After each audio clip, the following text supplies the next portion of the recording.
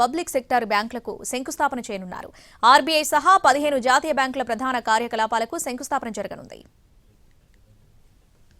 AP రాజధాని అమరావతిలో ఆర్థిక కార్యకలాపాల విస్తరణకు ప్రభుత్వం దృష్టి సారించింది.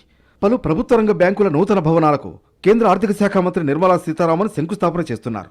రాజధానిని ఆర్థిక కేంద్రంగా అభివృద్ధి చేసే ప్రణాళికలో భాగంగా సిఆర్డీఏ ఇప్పటికే ఈ బ్యాంకులకు అవసరమైన భూములను కేటాయించింది.